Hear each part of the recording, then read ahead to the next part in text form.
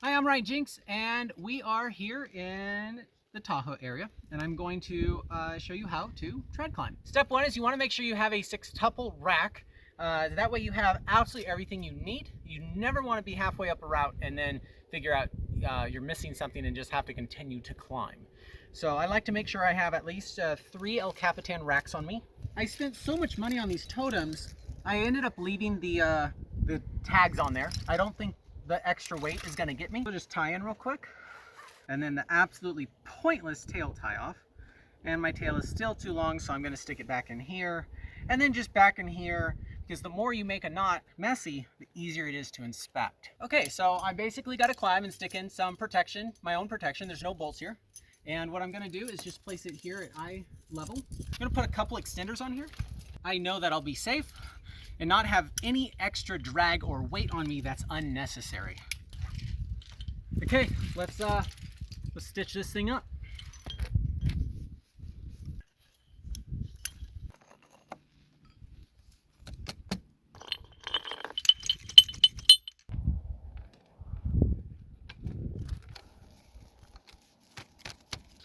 Watch me, man. Watch me, dude. I don't know if I'm safe. Yeah, gotcha. Oh, I don't have any placements for my feet. Shoot. Sorry for wasting 2 minutes of your life. We really liked the video Stitch It Up, and this was our version of it. But now we're going to show you how to actually tread climb. As I hope you can tell, everything we just said is wrong and a joke. So let's start from scratch.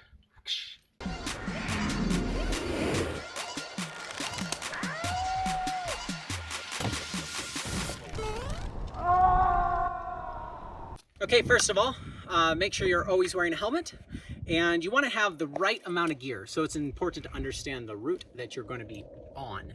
And of course, if you are belaying, do not text, don't be distracted, and don't have basically 10 feet of slack before it even goes anywhere. And of course, this is an exaggeration of stitching a route up with too many cams. Number one, this takes all the place of where I would put my feet and hands. Second of all, this isn't doing any good, especially when I joked about putting an extender on here, is you're always doing math on whether or not you're gonna be caught if you were to slip. So if I put an extender super low, I'm gonna hit the ground. But I don't want any rope drag, so I don't wanna be going zigging and zagging without adding extenders. So what we're gonna do is climb not this crack, but the crack behind Bobby here, and we're gonna have him film kind of the process, and you can see us doing it right and normal.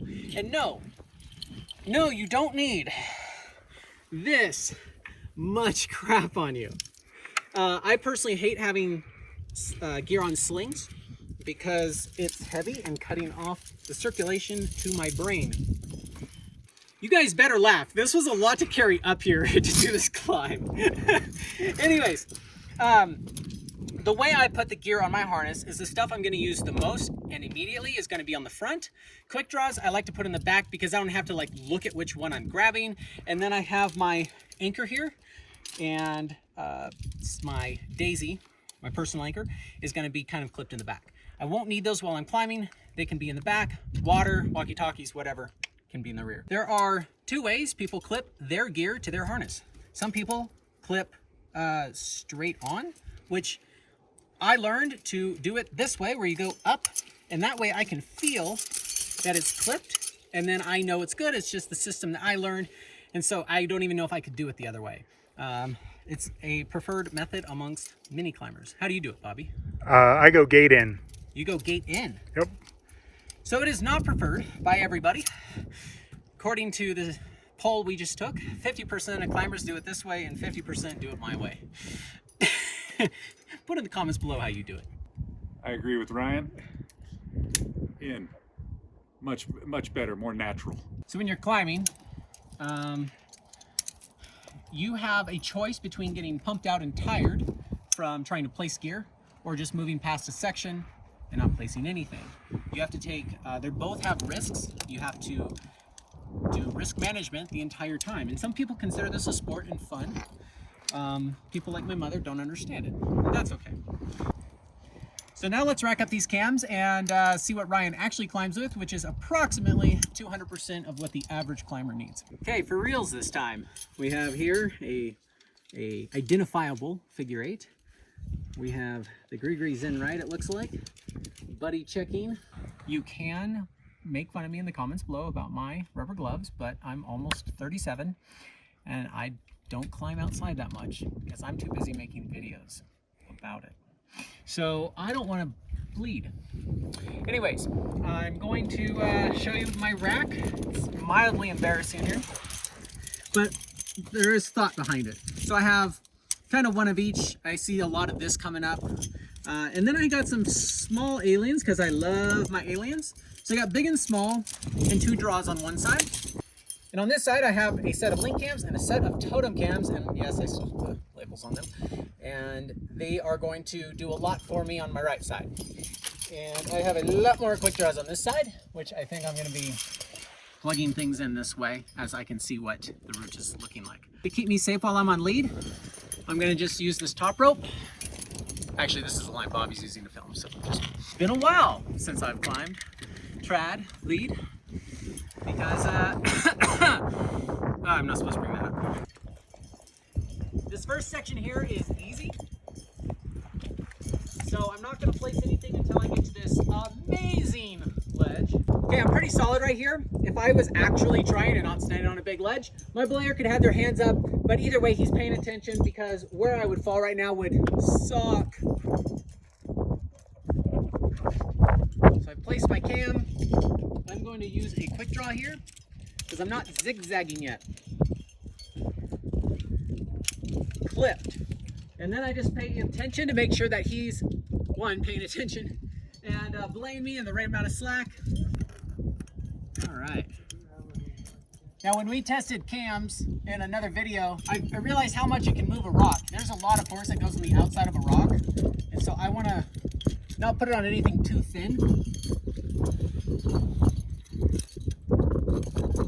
Clipped. Now I can leave this carabiner here so he has something to clip the cam to his harness and he can remove this and come up with his harness organized.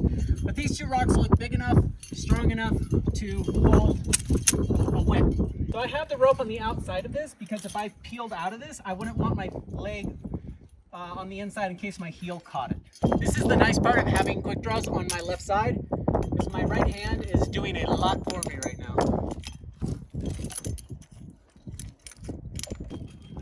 Now that I feel better. If you want to get good at placing cams, you can hang out at the bottom of a crag like this, place them. I don't recommend body weighting them unless you have a boulder pad under you because if they come out, you're gonna fall hit the ground even if it is only 2 feet. Since I've used up 2 large pieces, I have a tendency to want to use some smaller pieces. You can't quite see what's ahead of me, but I also just really want to use one of these totems. If you climb with your label still on your gear, I will judge you. So I don't think this is an endorsement to do that. But that makes me really happy. So I'm going to probably stick with the quick draw still, and then once I start zigging and zagging is when I start whipping these things out.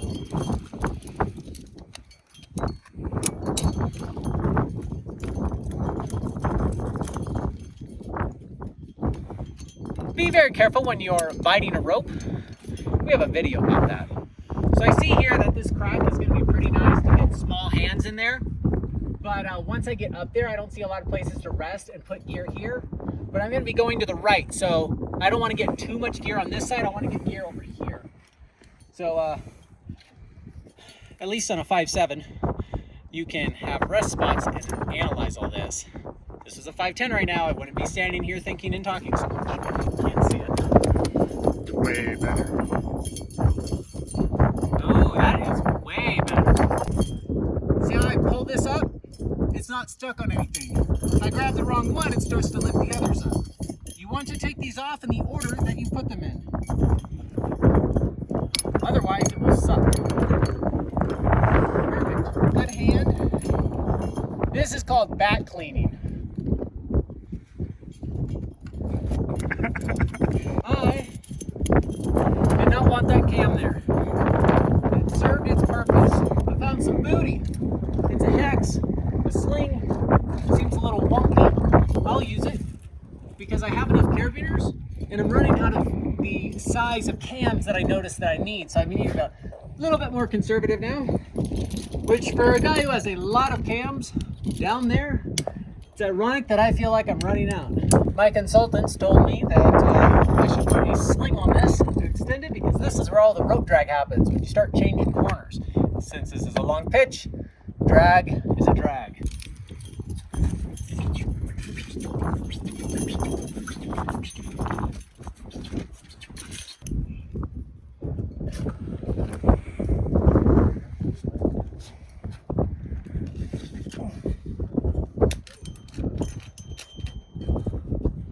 I feel pretty good about that. I forgot how much I love and hate this sport. Here's a real life problem, is I love my placement.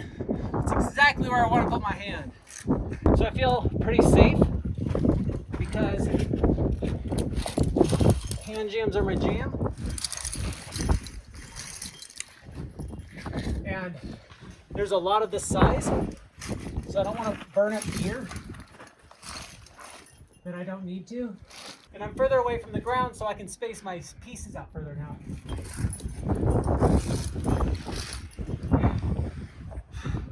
Yeah! Yeah! Chicken heads for the win! So I've placed a number 3 here. The lobes are crossed over each other. That's how you know you're scared. But this from here up is almost 4th class, but I still placed a piece here before I figure out the next section. Okay, so I added a sling to this bomber piece that I have, and then I'm going to traverse over here to this crack. The piece back there also protects my follower. So when he's climbing, he unclips the last one. He's still protected until he gets to that good ledge. The drag. Oh, the drag. What a drag. I'm not going to get any pro in for like 20 feet, so I really hope I don't fall.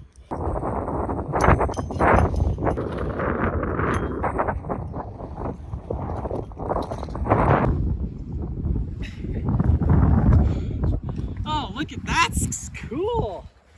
I don't usually get chicken heads. Oh.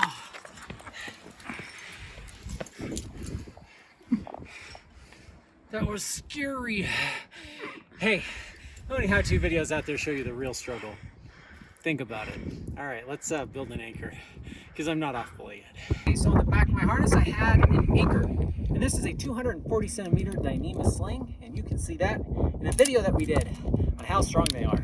I'm going to make a quad anchor, and what I do to keep it nice and tidy on my harness is I quadrupled it up, and then I just take my arms and I go opposite ways, and I clip the back of this carabiner, and then it's just nice and tight and kind of doesn't get stuck on things. So what I'm going to do is take 2 lockers on the hangers. You can on the hangers use non-lockers, but I like having them here because they are going to be kind of pulling the different direction as these bolts are put in. And now I'm going to open this whole thing up, fold it in half, and then I'm going to clip that in after I put in limiter knots. The quick link is bomber. I'm locked. I'm here. Off belay! This is a little tricky because we're not just at a wall where it's convenient. If I were to run the rope through, I would go the opposite direction and put the rope in here above me, and then it'd come down and I could belay him. But in this case, I'm going to put in my Petzl Reverso 4. Don't exactly know what they're called, I just use them. Okay. So now he's set off belay, so I can pull up all the slack until it gets to him. Now it's important that he ties in before I even start, so I don't slide off the end of a belay device if I were to extend the rope out too far, because this was a pretty long pitch. There's very little communication when it's windy, so I have to just be mindful. If I hear something down there, it could be the fact that he untied to pee, and then I pulled the rope up too high. When I feel the rope get tight, that's when I'm going to put it in my belay device. It would suck if I put it in early. That is tight. I'm going to put the load strand on top, pinching it in my reverso. So far so good. Check your anchor. It's pulling on the bolt okay. It's locked. I'm cloved. I'm Daisy. I'm Bomber. And I'm almost comfortable, but not quite. If you can ever get this above your head, it's a lot easier. On belay! All right, I'm climbing this lovely little meandering 5.7 that Ryan just led. I'm just getting to one of these pieces in a nice horizontal crack. Pretty simple, obviously. Cam, squeeze the trigger, pull her out. I like to keep it attached to the rope so I don't drop it, at least when it's extended, because then I can take my piece, get it clipped to me so I don't drop it, and even if I did drop it, it'd still be attached, and then remove my extension. Makes it a little cleaner, a little less possibility of throwing some metal down on your friends. Learned a little something. This piece that was just clipped a second ago is now unclipped with me following it. I'd imagine that probably the draw was laying on the rope when it was pulling out. Did that happen in the last couple minutes, or was that when he was flipping it? When I was undoing that last piece. Oh, wow. Yeah, so it just happened. Wow. I flipped the rope a little to try to clear it around this chicken head. Yeah. And I think that's what unclipped it. Yeah. So, I can't forget that he's got a piece in there for me to go get.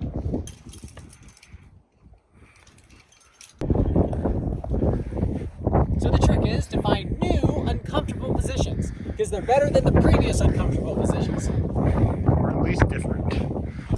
That is the trick to big walling. Find a new uncomfortable. Don't make it look too easy, man. Brutal.